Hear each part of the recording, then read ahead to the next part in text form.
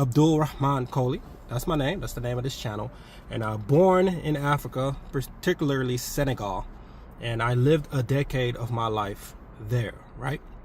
So as a child, I grew up in a wonderful family, right? Beautiful family, union family, Islamic background, and I was raised to be a Muslim. So I learned the tradition, the rituals, the cleansing rituals to prepare yourself before you do your 5 daily prayer that we faithfully did.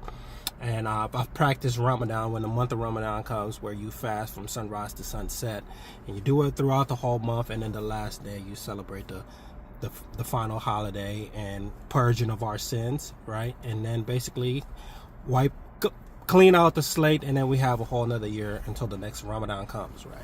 So in a mosque, you know, I was learning also how to read in Arabic. So I've learned how to read the Quran in Arabic. However, I don't dialogue in Arabic, so I don't understand the Arabic language itself. I cannot hold any Arabic conversation with any person in the world and know what I'm talking about. I wouldn't have any idea. So that's that. So I was one of those guys learning how to read Arabic, just particularly for the Quran, reading the Quran, but not really understanding what I was reading. I had to rely on my imam and the teachers to teach me what the Quran actually teaches. So what I've known about Islam comes from the teaching that I received from my leaders, the imams, right?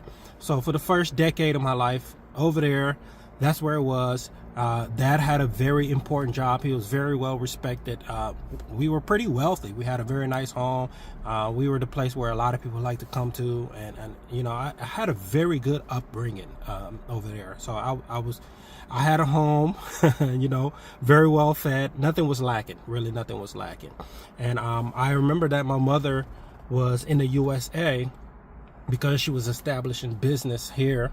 And basically they were paving the way for us to transition to the U.S. Now, I didn't know that at that age. I just know that I've seen her from time to time where there will be a long period of time where she was not around, and there will be periods of time where she is around. So that's what it was, all the way up until I was at least 10 years old, and we, you know, transitioned to the U.S. We moved to the U.S. So now I'm 10 and a half years old, where we came to the U.S. So this is the next part, right? So now that we're in the U.S., everything pretty much changed, right? So like the dynamic of things have changed, where I'm around people that actually look like me, African American, that are basically my skin tone. You know, they look like me, but I was treated differently because I was actually born in Africa, and I came from Africa, and I maybe a shade or two darker than some people, and they made fun of me for that, and that was weird. Like, I just came from a place where people look like them, but we didn't do stuff like that, right? And of course, you know, there were lighter tone skin people. Even there in Africa, there are what you would call a lighter tone skin people, light skinned people. There are some, not as many, but most people were pretty much dark skinned like me, right? I'm chocolate. It is what it is. I love being chocolate. My wife loves it too. But anyway, what that happened was all that bullying kind of caused a little bit of trauma, caused a lot of self-esteem from within, and caused an identity crisis. And I battled with that. I didn't know how to deal with that, and I didn't know how to approach my parents when it came to that and how to deal with that. I had no idea, right? So that was one thing that I was dealing with. And the second thing is practicing Islam, at least the first decade, you know, that didn't stop when we came here to the U.S. We came to Michigan, where there's a lot of cities in Michigan that has a lot of Islamic practicing people. So we still have mosque around.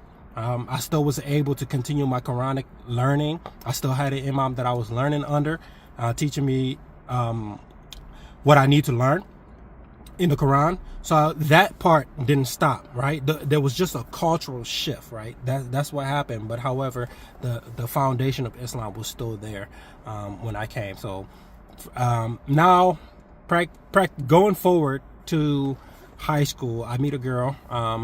We're senior, I think. Well, I met her our junior year, but we never spoke. We shared a class together, chemistry class. And you know, she stood out for me, and apparently I stood out to her too as well. You know, as now that that same girl is my current wife now.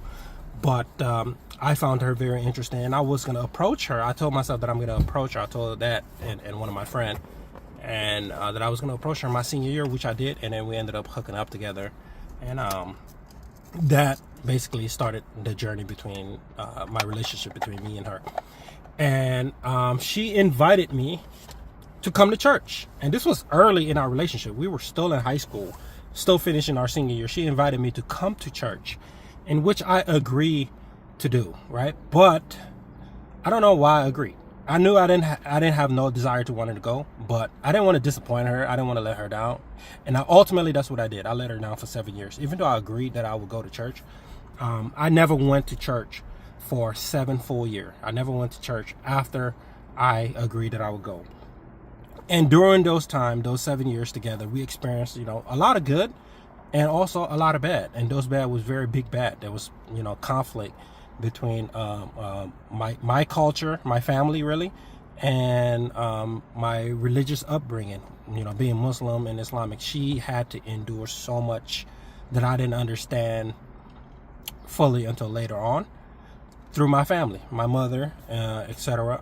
I don't want to talk about what she had to go through. I think it'll be amazing that one day I'll bring her on and she will share her side of the story, so you can get a bigger view of the picture of what she had to endure. But ultimately, it was not good, and I didn't know how to protect her. I didn't know how to defend her when it came between her and my family. So it was just a very difficult situation for me, right? But time didn't stop. I was hanging out with my friends. I was still living my life, and I started, drinking more, becoming an alcoholic, smoking weed whenever I felt like smoking weed, just enjoying and partying, right? And the reason why I was doing that is because, I just believe that as long as I continue to do more good than I would do bad, that ultimately my life will be okay. And, when that time comes, if I was to pass away, that Allah would forgive me because I got more good deeds than I had bad sins. Those are things that I was programmed, because that's what I was taught. I was taught those things, right? And one particular day, now I'm going into my adult phase with this relationship. I'm about 25 years old, and one particular day, I was preparing it. Actually, before I tell you this, before I had this particular event, and I did not share this in the video I made with Muhammad. During that time, man, like I was on the verge of losing my girlfriend at the time, and mentally I was not stable. Like my mind was not stable. I had too much going on, man. I was struggling with a lot of individual stuff that I had issues, right? I had pornography issues at that time also, and basically masturbation. Like, I was just battling with a lot of lust, a lot of sinful behavior from within that I just didn't know how to shake off. And one day, as I prepared to get ready to go to work, I'm in the bathroom getting myself together, and I look up and I see the mirror was pitch black, and it caught me off guard, and then I could feel my spirit or my soul just get sucked out of my body and get zapped in this mirror, and I'm falling down, petrified, scared for my life. Didn't know what was going on, and I couldn't even scream. I was so scared. And I just remember like constantly thinking like, oh my God, I'm so scared. I don't know where I'm going, but wherever I'm going, I don't want to go there, and I don't think anybody wants to go there. And then I was back in my bathroom. And I knew in that moment, constantly in my heart, like, yo, I have to get right with God. I have to, get back on track and become a better Muslim and give everything to Allah, so I can not go to where I was heading, right? I was trying to avoid that. And at the same time, like, and this will be a great opportunity for me to find all of the truth that I need to convince this girl that Islam is the truth, because I love that girl. I knew that I didn't want to lose that girl, even though I was close to losing her at that time. I'm like, this is going to be a great opportunity for me to prove to her that Islam is true, right? I knew that I would have to be, she would have to be Muslim to be with me, right? I knew that. So I prepared this plan that I was going to convince her that Islam is true. But better than that is that I was going to finally live my life how I'm supposed to be, according to how Allah has it for me, so I can make Allah proud, right? Excuse me. So I got my plan, and I go ask my dad if he had a Quran but translated in English so I can understand what I'm studying, right? What I'm reading and who I'm praying to, how I can represent God. I didn't want to rely on somebody else telling me how I need to be a Muslim, right? I'm an adult. I should be able to understand what the word says, and I should be able to freely follow God based off of his command on what he said. And as I started to go through the Quran, man, I'm starting to discover some amazing teaching about Jesus, and it caught me off guard, right? And the reason why it caught me off guard, because I never heard these teachings in my Quranic school or at the mosque. I never heard any imam really preach about Jesus. They don't preach about Jesus, right? Only time you hear them talk about Jesus is when they deny him as the son, and they deny they deny that he's God. Those are the main thing that I know about Jesus. I didn't even know he came from a virgin, from Virgin Mary. I didn't know that. Well, I knew that, but I didn't know that the Quran taught that. Islam taught that. Later on, just to come to find out that all these amazing things, that Jesus was born of a virgin woman, that Jesus is actually the only prophet that has the Spirit of God, or come from the Spirit of God, however you choose to interpret that. That's cool. He's the only one that was able to do these amazing miracles, like create life, right? He created life. Well, I'll make a topic about that, a video. I think that's very interesting. He created a bird from clay. He formed a bird from clay, and he breathed into this bird, and the bird became a living being, right? So he does that. He cast out demons. He raised people from the grave, from the dead. He did all of these amazing things. I'm thinking in my head, like, wow, Jesus is amazing. He did a lot of great things, right? And I'm fascinated by who Jesus is and what he has accomplished. And at the same time, I'm thinking about, but what about Muhammad? Because this is the guy I hear every day, but I've, been going to the mosque and learning from my imam that Muhammad is the greatest prophet that we need to model our life after. So I'm like, okay, well, but that's my, I told myself that's my guidance. I need to figure that out so I can reflect that. So I started wanting to learn about Muhammad. So I started, because I didn't know anything about Muhammad. I didn't realize that I really didn't know anything about Muhammad. And I didn't know anything about Jesus, right? How ignorant I was, right? Being taught by imams and not knowing really too much, because a lot of stuff are being avoided. I'm starting to study about Muhammad. In order to get a good picture of his life, you have to go through the Hadith, right? The Quran doesn't have too much information about Muhammad. It has some information, but not too much. But in the Hadith, man, I start to figure out the way this man lived was a little bit barbaric. He was a violent man, and he was a man that it felt like every time he needed something, and it's just like somehow everything just get turned into his favor by Allah to work out for him. And I come to find out that the revelation that he got, he wrestled against an angel, and himself, he believed that he was demon possessed. So it was just a weird encounter, and that can be a topic for a future video going forward. And come to find out that he married a 6-year-old girl, Aisha, and they consummated the marriage at 9 years old. Now, I don't know about anybody else, okay? I'm married now, and I have 5 children. I have 3 girls, 2 boys. And nobody's marrying my daughter at no age of 6, and better not think about consummating anything at the age of 9. I would be in jail. I'll be in jail or dead. Like, that's just how disgusting that was. And I was disturbed when I studied and learned those type of things about Muhammad. It disturbed me. It really did disturb me. And I'm like, I can't model myself after that. And I was comparing the life of Muhammad, and I was comparing the little bit that I know about Jesus compared to Muhammad, and it's not even close, right? Jesus was a sinless man according to the Quran. Muhammad he fell for witchcraft, and he was sinful. And Muhammad is dead on a grave, not knowing the destination of where he's going. These are his words, right? This is what's there. He don't know where he's going. And Muhammad is supposed to be the last prophet, and yet Jesus is the prophet that's coming back in the end time. I was like, why isn't it Muhammad? Why is it Muhammad, the one coming back, right? And Jesus is the Messiah in the Quran. I don't think Muslim truly understand what being a Messiah truly means. We'll break that down in a future video. I don't think they truly understand what being a Messiah truly is, because if they did, or if Muhammad knew what it meant to be the Messiah, I don't think he would have made a mistake in adding the Jesus stories in the Quran. Yeah, I said that there. But ultimately, it started bringing down to the point where I started comparing myself with Muhammad, and I started to believe that I was a better person, morally speaking, compared to Muhammad, right? And I was confused. So I prayed and I asked God, like, God, listen, hey, I believe you have the truth for me. I believe you love me, and I believe that if you want me to follow you, you will reveal the truth to me no matter what it is. And when I made that prayer, I truly believe I was expecting Islam was going to be the way regardless.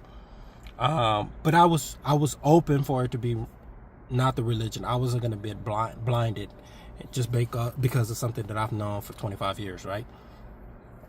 And I went to bed that very same night, and I woke up the next day, and I had another encounter, except this encounter was actually completely different from the first one.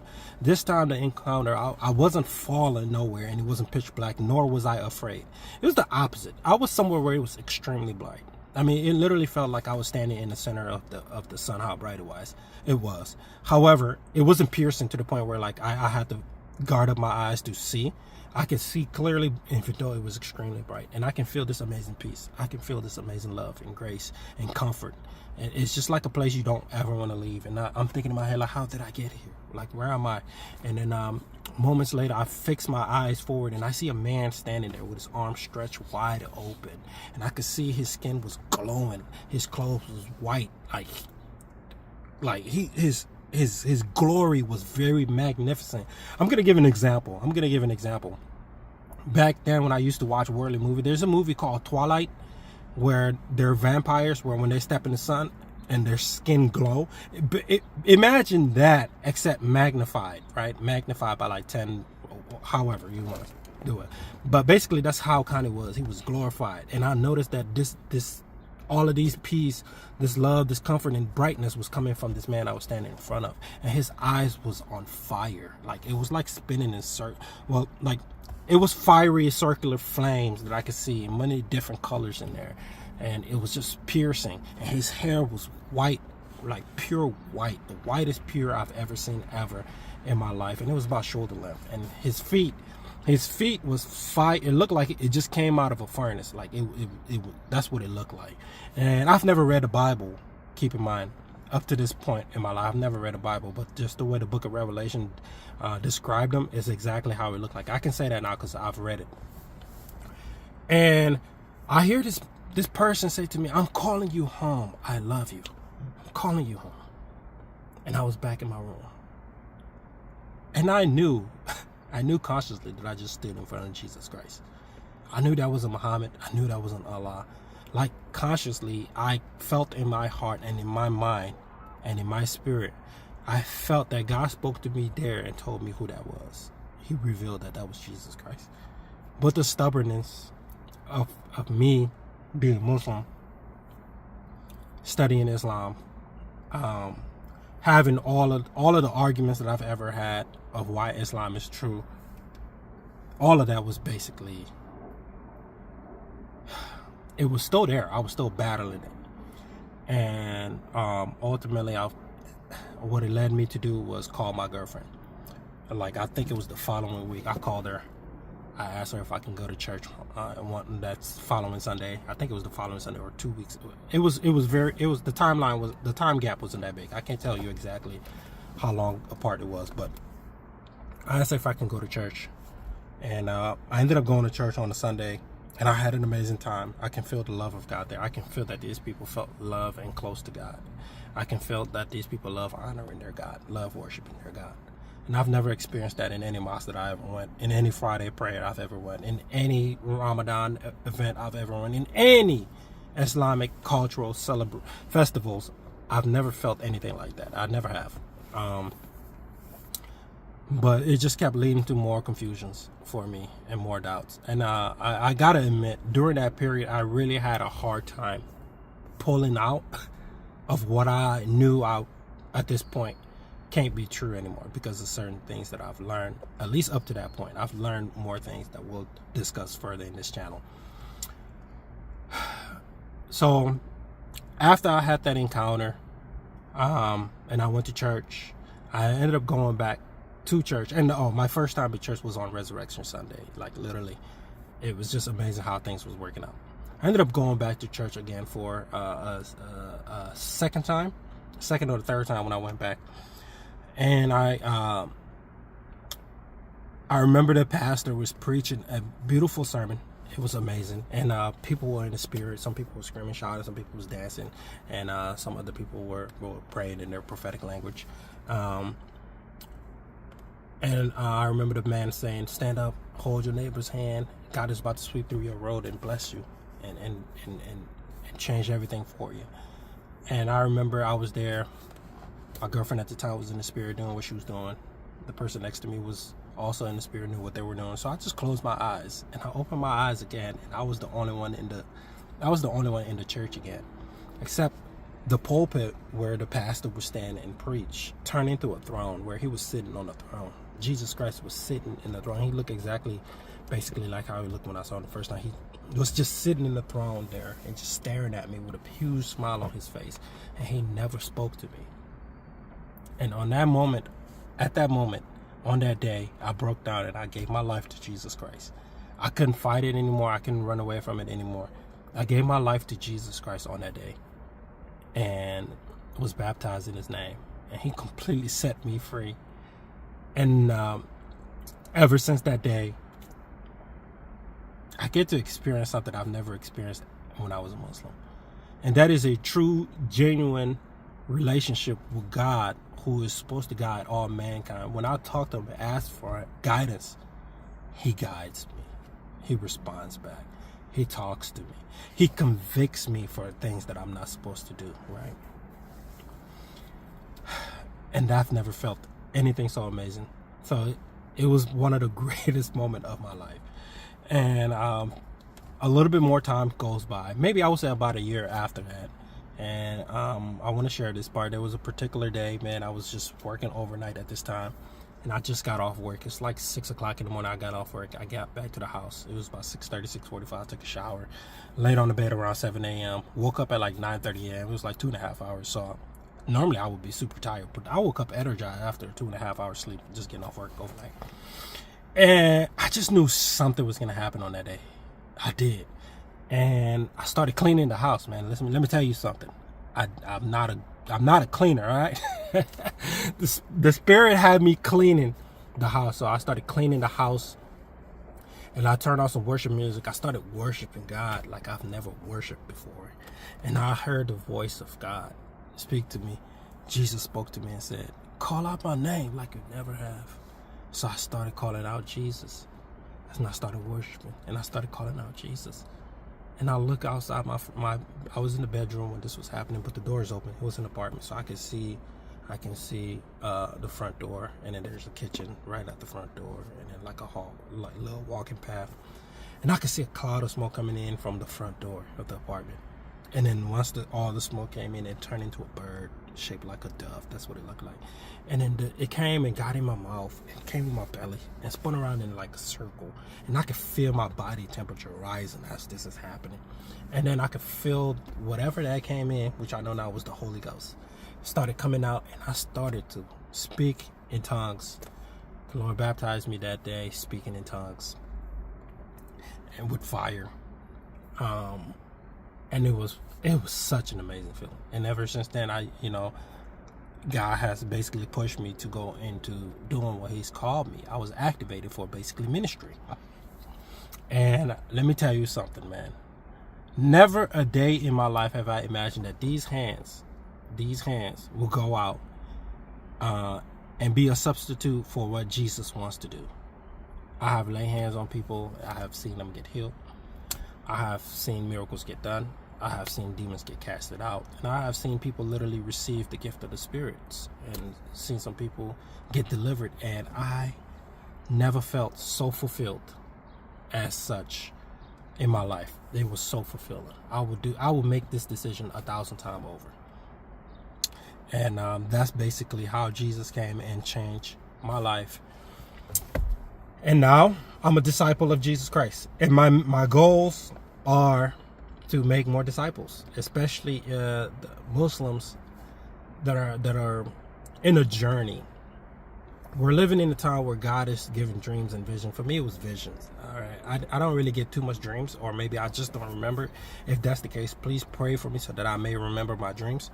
But I get a lot of visions, right? I get a lot of visions, and I just, by faith, do everything I can to follow Jesus Christ. And my heart right now is towards the Muslims, people of Islam, that they may be guided out of that darkness and be led into the light. So I'm going to use my channel for that. Also, on my very next video, I also want to talk about the early journey of that I had to go through after getting saved.